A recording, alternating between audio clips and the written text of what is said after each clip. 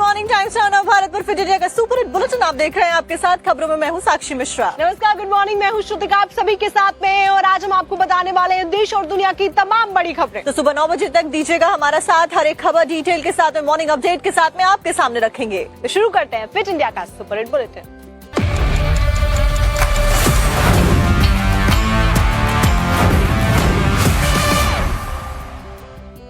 Bulletin की शुरुआत करेंगे बड़ी खबर के साथ में, जो कि दिल्ली के हौस खास से आ रही है, जहां पर एक घर के अंदर एसी ब्लास्ट हो गया। और ये ब्लास्ट होता है आईएएस अधिकारी के आवास पर, और इस बीच आग लग जाती है। जो हाउस हेल्प थी उनके द्वारा सब कुछ बताया भी गया है। तो आपको बता दें कि इसमें जो आईएएस अधिकारी है उनकी मौत हो जाती है। 80 साल के रिटायर्ड आईएएस अधिकारी की मौत धुआं इनहेल करने की वजह से हो जाती है। वहीं जो पैरालाइज्ड पत्नी होती है उनकी, उसको रेस्क्यू किया जाता है। जो वहाँ पर हाउस हेल्प मौजूद होती है उनके द्वारा सारी जानकारी दी गई। एसी ब्लास्ट कैसे हुआ, हालांकि इसको लेकर अभी तक कोई कंफर्मेशन नहीं सामने आया है। तो हाउस हेल्प की तरफ से जो जानकारी दी गई है उसमें उनका कहना है कि आनन फानन में उन्होंने पत्नी को तो बचा लिया, लेकिन जैसे ही वो आईएएस अधिकारी को, रिटायर्ड आईएएस अधिकारी को बचाने के लिए पहुंचते हैं, तब तक वो काफी ज्यादा धुआं इनहेल कर चुके थे और इलाज के दौरान उनकी मौत हो गई। तो देखिए, बढ़ती गर्मी की वजह से लगातार एसी ब्लास्ट की घटनाओं में इजाफा देखा जा रहा है। खास करके राजधानी दिल्ली में तापमान 40 से ऊपर लगातार पहुंच रहा है, बल्कि कई दिनों में 46 और 45 डिग्री सेल्सियस भी दर्ज किया गया। और ऐसे में ये घटनाएं भी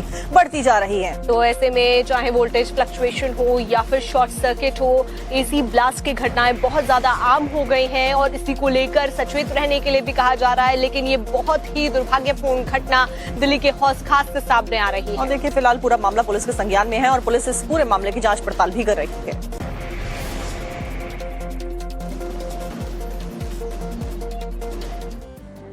अगली बड़ी खबर आपको मॉस्को से बताएंगे, जहां पर रशिया के मॉस्को में इंटरनेशनल फोरम का आयोजन किया गया था और यहां पर अजीत डोभाल ने आतंकवाद के खिलाफ में एक बड़ा मैसेज दिया है। और ऐसे में बिना पाकिस्तान का नाम लिए बखिया उखेड़ दी गई है। पाकिस्तान की किस तरीके से पाकिस्तान आतंकवाद को पनाह देता है, इस बात का जिक्र भी किया गया है, लेकिन पाकिस्तान का नाम नहीं लिया गया, लेकिन सीधा निशाना पाकिस्तान के ऊपर यहाँ रखा गया है। और ये कोई पहली बार नहीं है जब इस तरीके से भारत के द्वारा इंटरनेशनल फोरम में, इंटरनेशनल प्लेटफॉर्म पर पाकिस्तान का जो चेहरा है वो बेनकाब किया गया। और इससे पहले भी कई दफा ऐसी ही खबरें सामने आ चुकी हैं।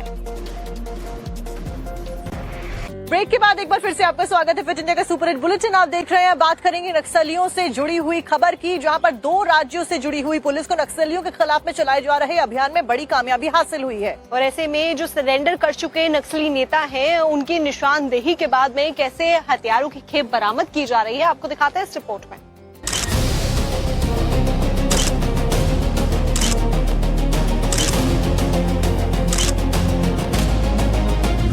महाराष्ट्र की गढ़चिरौली पुलिस और छत्तीसगढ़ की नारायणपुर पुलिस ने जॉइंट ऑपरेशन में नक्सलियों की हथियार फैक्ट्री को ध्वस्त कर दिया है।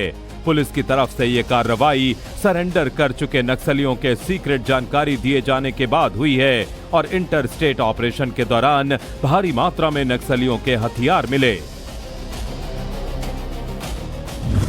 रिपोर्ट के मुताबिक गढ़चिरौली पुलिस के सामने नक्सलियों ने पूछताछ के दौरान छत्तीसगढ़ के नारायणपुर से लगभग 7 किलोमीटर दूर दोनों राज्यों की सीमाओं के जंगलों में भारी तादाद में हथियार होने का खुलासा किया था, जिसके बाद 26 मई को गढ़चिरौली के एसपी एम रमेश की अगुवाई में ज्वाइंट इंटर स्टेट ऑपरेशन चलाया गया। इस अभियान में विशेष अभियान पथक प्राणहिता की 4 टीमें, डीआरजी नारायणपुर की 1 टीम और बीडीडीएस प्राणहिता की 2 टीमें शामिल थीं और 27 मई को जंगल क्षेत्र में सर्च ऑपरेशन चलाया गया, जिसमें गहन जांच के दौरान पुलिस ने अत्याधुनिक राइफल, कारतूस, 25 किलो आईईडी विस्फोट, 110 detonator, 7 BGL launcher, 3 tube launcher समेत हथियार बनाने के सामान बरामद किए। और अब एक ऐसी सनसनीखेज वारदात की बात करते हैं जो आपके होश उड़ा देगी। राजस्थान के अजमेर से एक हादसे की खबर मिलती है और जब इस हादसे की परतें खुलती हैं तो सब हैरान रह जाते हैं, क्योंकि इसके पीछे पत्नी और दोनों बच्चे सामने आते हैं। सड़क किनारे धू धू कर जलती गाड़ी, ये एक हादसा नहीं बल्कि हत्या है। अजमेर में पूर्व सरपंच, उनकी दूसरी पत्नी, उनकी मां और भांजी की लाश इस गाड़ी में जला दी गई। इस वारदात को जिसने अंजाम दिया वो कोई और नहीं बल्कि पूर्व सरपंच राम सिंह की पहली पत्नी है। आरोप है कि पूर्व सरपंच राम सिंह की पहली पत्नी ने अपने बेटी और नाबालिग बेटे के साथ मिलकर खूनी साजिश रची। राम सिंह का पहली पत्नी के साथ लंबे समय से विवाद चल रहा था। बुधवार की शाम दोनों के बीच एक बार फिर विवाद हुआ, जिसके बाद आरोप है कि पहली पत्नी ने बेटे और बेटी के साथ मिलकर 4 लोगों की धारदार हथियार से हत्या कर दी। पूर्व सरपंच, उसकी दूसरी पत्नी, उसकी मां और भांजी को मार डाला। हत्या करने के बाद गुरुवार की सुबह गाड़ी में चारों की लाश रखकर गांव से 1 किलोमीटर दूर जाकर जला डाला। प्रथम पत्नी थी सुनीता, उससे काफ़ी लंबे समय से विवाद चल रहा था, रहती घर पे ही थी। तो कल भी देर शाम काफ़ी लंबा विवाद चला। उसके बाद सुनीता और उसके दोनों बच्चे, एक नाबालिग है और दूसरी उसकी बेटी सरिता, इन्होंने मिलकर के इन सब का मार दिया और शार्प वेपन का इस्तेमाल किया। और उसके बाद ही बॉडी को गाड़ी में डाल करके और घर से थोड़ा दूर ले जा करके और फिर इस पूरे घटना को अंजाम दिया है। पुलिस ने बताया कि आरोपियों ने रात के समय घर के अंदर खेत में इस्तेमाल होने वाले धारदार हथियार से चारों की गला रेत कर हत्या कर दी। वारदात को अंजाम देने के बाद तीनों आरोपी वापस घर लौट आए और सुबह गाड़ी में आग लगने की सूचना मिलने पर अनजान बनकर रोने बिलखने का नाटक करते रहे। फिर पुलिस ने घटनास्थल की जांच और पूछताछ के बाद पूरे मामले का पर्दाफाश कर दिया। लेकर बड़ी खबर ये सामने आ रही है कि जितनी याचिकाएं आज कोर्ट में लगाई गई थी उसको लेकर सुनवाई होने वाली है। तो आपको बता दें कि सुप्रीम कोर्ट में इस पूरे मामले को लेकर सुनवाई होने जा रही है। आपको बता दें नीट पेपर लीक हुआ उसके बाद से ही छात्र परेशान हैं और अलग अलग जगहों से याचिकाएं सुप्रीम कोर्ट में दाखिल की गई हैं। देखिए, कुछ चंद लोगों के द्वारा अपनी जेबों को भरने के लिए 22 लाख से ज्यादा बच्चों के भविष्य के साथ में खिलवाड़ किया गया, जिसकी वजह से पेपर लीक हो जाता है। पेपर लीक होने की वजह से कई सारे भविष्य जो बच्चों का था वो परेशान हो जाते हैं, उनके अभिभावक परेशान हो जाते हैं और उन्हीं याचिकाओं को लेकर सुनवाई होनी है। तो ऐसे में आगे क्या रुख रहने वाला है उसको लेकर सुनवाई होने वाली है। आपको बता दें नीट के लिए सरकार इस बार बड़ी तैयारी भी कर रही है।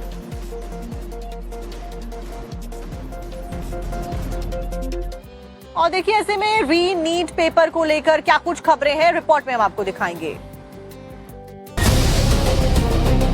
नीट पेपर लीक में रोज नए नए खुलासे हो रहे हैं। इस बीच सरकार क्या अगला कदम उठाएगी, उसको लेकर एक्शन प्लान तैयार किया जा रहा है। नीट पेपर लीक मामले से जुड़े विवाद को लेकर गुरुवार को रक्षा मंत्री राजनाथ सिंह के आवास पर हाई लेवल मीटिंग हुई।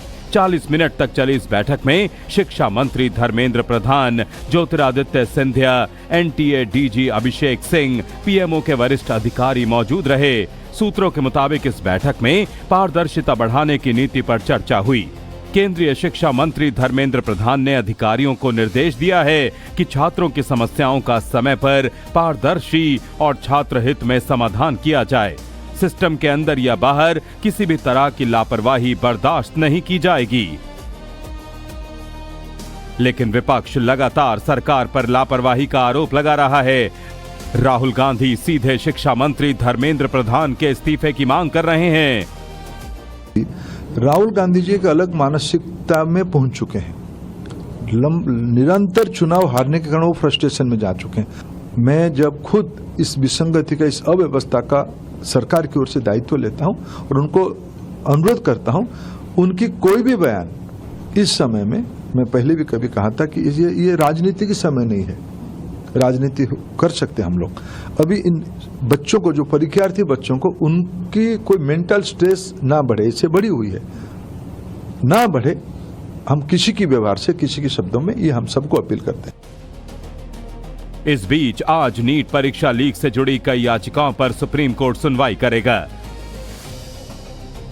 याचिकाओं में नए सिरे से परीक्षा के लिए हाई पावर कमेटी के गठन की मांग की गई है। याचिकाओं में कहा गया है कि नीट की परीक्षा सुप्रीम कोर्ट के रिटायर्ड जज की अध्यक्षता वाली हाई पावर कमेटी की निगरानी में कराई जाए। इस कमेटी में साइबर सिक्योरिटी एक्सपर्ट और फॉरेंसिक साइंटिस्ट शामिल हों। ये कमेटी दोबारा होने वाली परीक्षा की सुरक्षा की भी जांच करे ताकि फिर से कोई धांधली ना हो सके। 21 जून को दोबारा नीट की परीक्षा होने वाली है, जिसमें करीब 23 लाख छात्र शामिल होंगे। उधर सीबीआई आज इस मामले में आरोपी शुभम खैरनार को राउज एवेन्यू कोर्ट में पेश करेगी। शुभम खैरनार महाराष्ट्र के नासिक जिले के नंदगांव का रहने वाला है और उसने मध्य प्रदेश की श्री सत्य साई यूनिवर्सिटी से आयुर्वेद का कोर्स किया है। शुभम खैरनार पर आरोप है कि उसने पुणे के एक संदिग्ध से पेपर 10 लाख में खरीदा और हरियाणा के एक खरीदार को 15 लाख में बेच दिया। 13 मई को सीबीआई ने शुभम खैरनार को नासिक से गिरफ्तार किया था। मामले में अब तक 13 लोग अरेस्ट हो चुके हैं।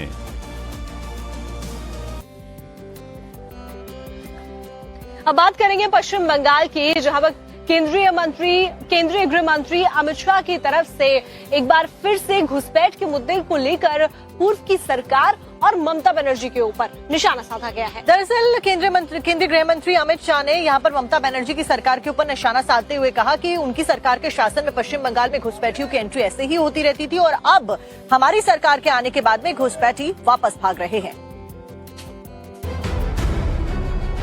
केंद्रीय गृह मंत्री अमित शाह गुरुवार को अहमदाबाद दौरे पर थे, जहां पर उन्होंने घुसपैठियों पर शुभेंदु सरकार की कार्रवाई को लेकर पूर्व सीएम ममता बनर्जी पर निशाना साधा।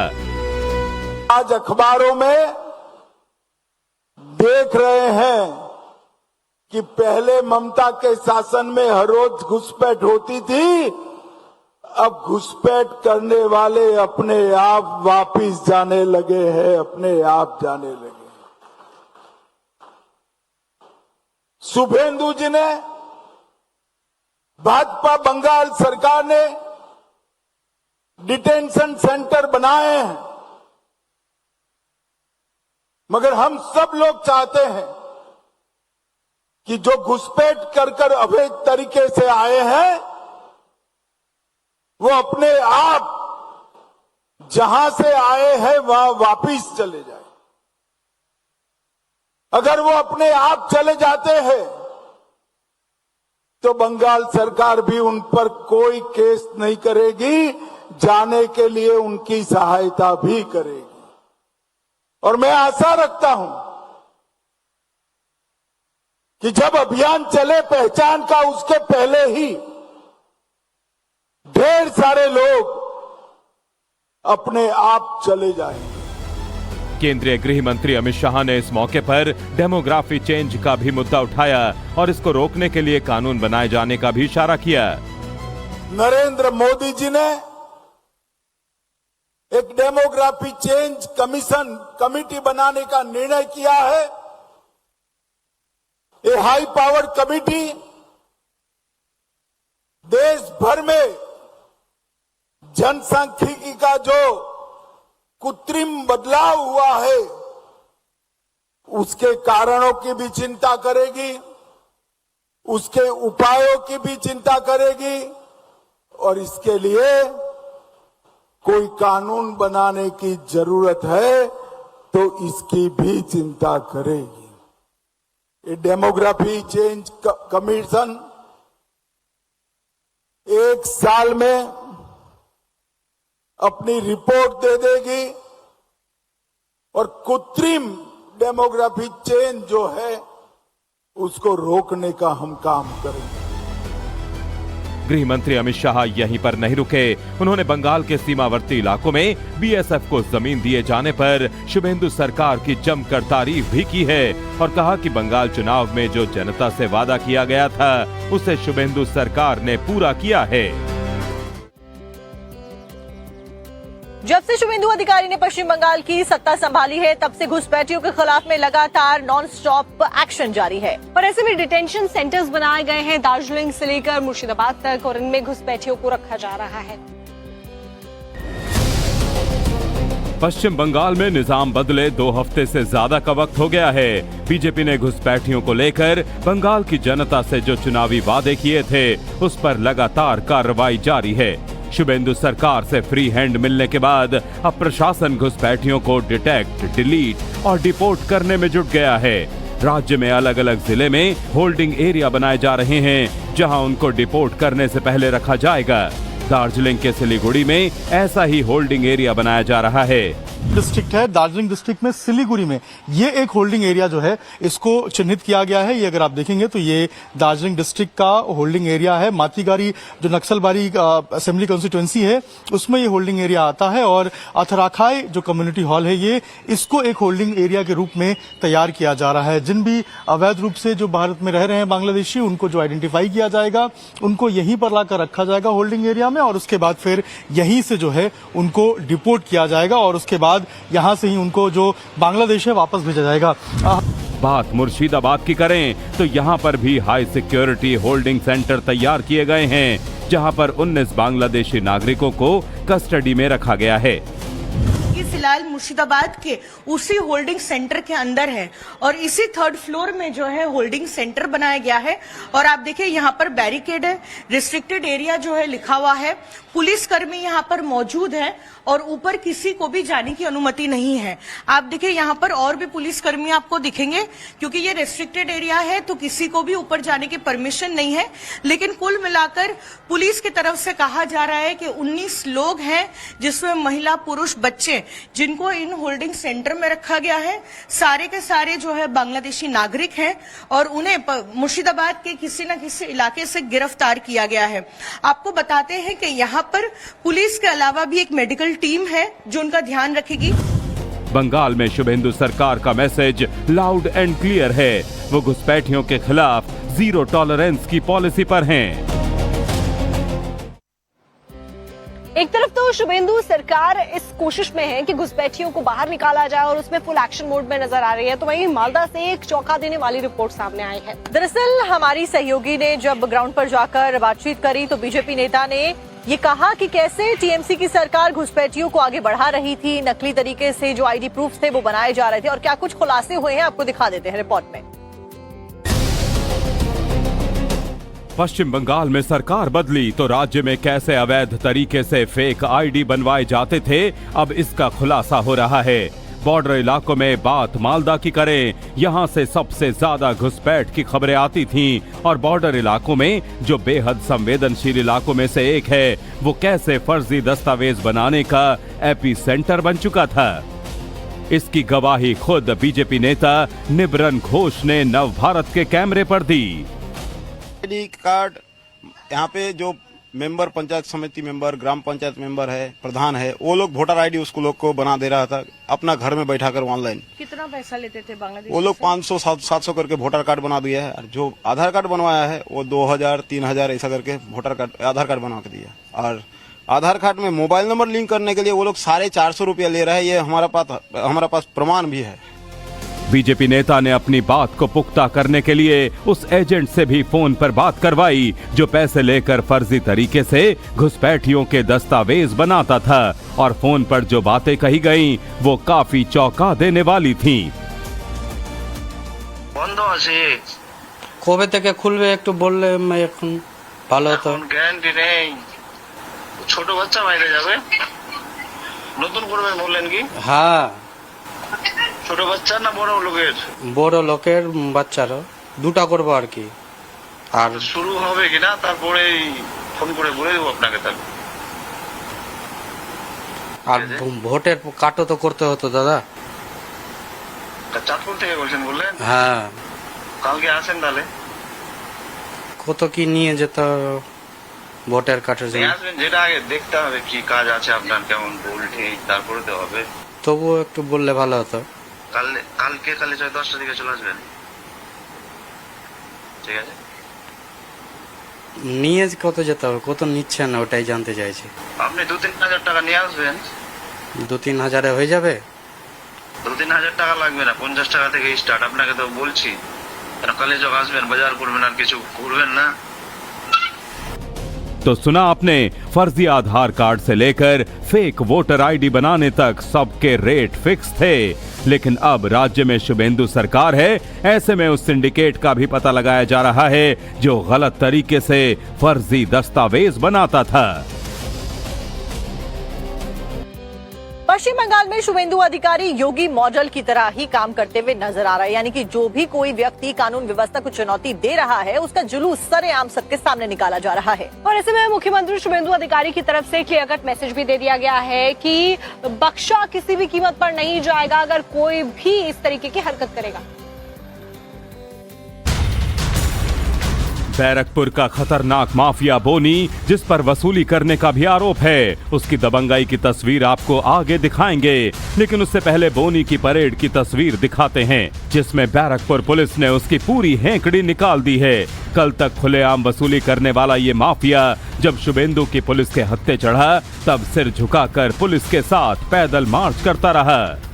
तो देखा आपने, जिस समय इस माफिया का जुलूस निकाला जा रहा था उस समय कई मीडिया कर्मी भी मौजूद थे, और जब मीडिया ने जुलूस निकाले जाने पर माफिया बोनी से सवाल पूछा तो माफिया के मुंह से आवाज तक नहीं निकली।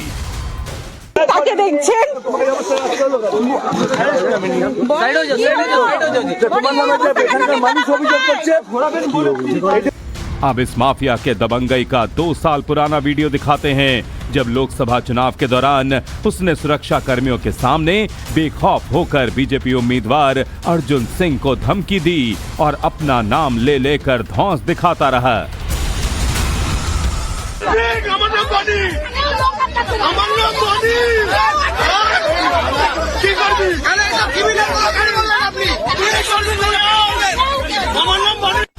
लेकिन बंगाल में जब से बीजेपी की सरकार बनी है तब से माफियाओं की घिग्गी बंद गई है। अब उनका इलाज भी योगी फोर्स की तरह बंगाल की पुलिस कर रही है। पश्चिम बंगाल में जब से सरकार बदली है उसके बाद से पुलिस भी बदली नजर आ रही है। जहां एक तरफ अपराधियों के सामने सरेंडर कर देती थी पुलिस फोर्स, अब वो योगी मॉडल की तर्ज पर इलाज करती हुई अपराधियों का नजर आ रही है। और इस सब के बीच में टीएमसी के कई सारे ऐसे नेता हैं, अपराधी हैं और भी कई अन्य जो आरोपी हैं उनको पकड़ा गया। उसके बाद में कार्रवाई स्वरूप उनका सबके सामने आधे कपड़ों में जुलूस कैसे निकलवाया गया उसकी तस्वीरें सामने आई हैं, जो कि चौंका देने वाली है।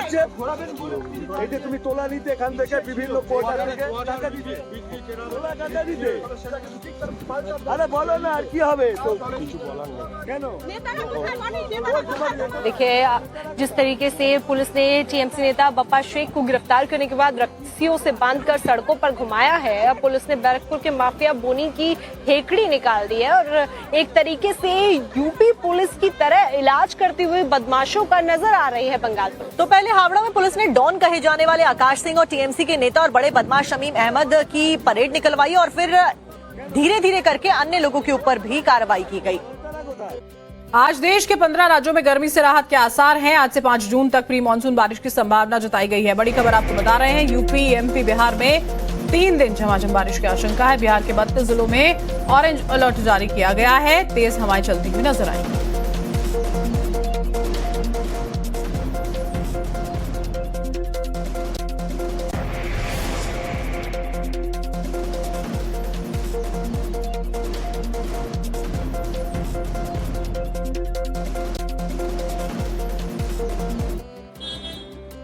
दिल्ली एनसीआर में लगातार पड़ रही गर्मी से बीती शाम राहत मिली जब झमाझम बारिश हुई और ऐसे में ये आसार अब दिखाई दे रहे हैं। मौसम विभाग की माने तो आने वाले दिनों में राहत के संकेत मिल सकते हैं। और श्रुतिका, हमने देखा बीते दिन कैसे बारिश की वजह से कई सारे ऐसे राज्य हैं, करीबन 15 राज्य जिनका जिक्र किया जा रहा है, बारिश की वजह से वहां पर रहने वाले तमाम लोगों को राहत की सांस मिली है।